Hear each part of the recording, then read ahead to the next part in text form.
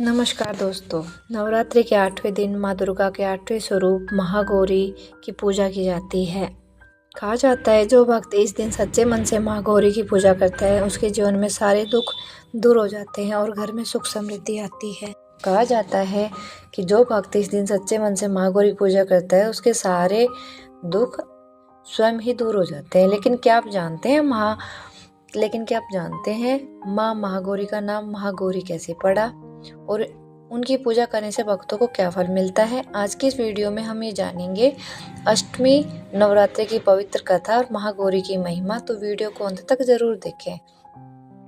पौराणिक कथाओं के अनुसार देवी पार्वती ने भगवान शिव को पति रूप में पाने के लिए कठोर तपस्या की। देवी पार्वती कई वर्षों तक जंगलों में तप करती रही। उन्होंने भोजन और जल तक त्याग दिया था। कहते हैं हजारों वर्षों तक तपस्या के कारण उनके शरीर पर धूल और मिट्टी जम गई, जिससे उनका रंग काला पड़ गया।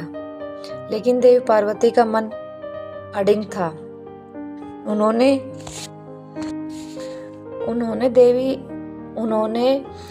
अपने मन में ये ठान लिया था कि वह भगवान शिव को अपने पति के रूप में अवश्य प्राप्त करेगी।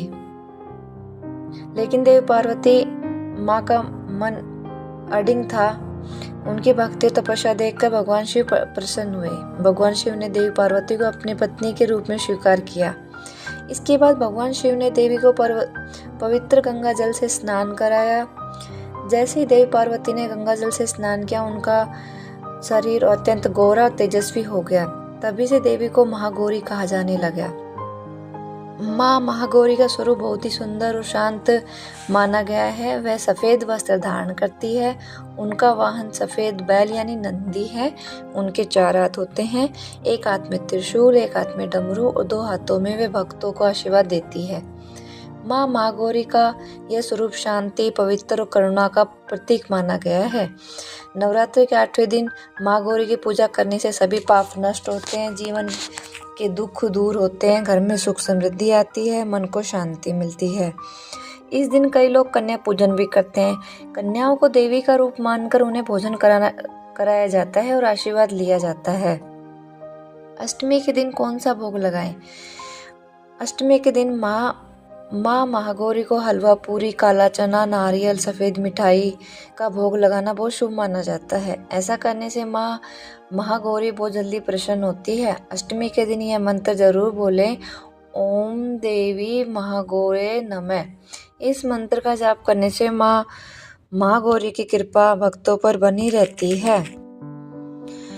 माँ महागौरी की कथा से हमें ये शिक्षा मिलती है कि अगर हम मन में सच्ची श्रद्धा और विश्वास हो तो भगवान अवश्य प्रसन्न होते हैं। कठिन से कठिन तपस्या, मेहनत एक दिन जरूर फल लाती है। दोस्तों, यह थी अष्टमी नवरात्रि और महागौरी की पवित्र कथा। अगर आपको यह कथा अच्छी लगी हो तो वीडियो को लाइक करें और शेयर करें। और ऐसे नवरात्रि की पवित्र कथा सुनने के लिए चैनल को सब्सक्राइब करना ना भूलें। जय माता दी।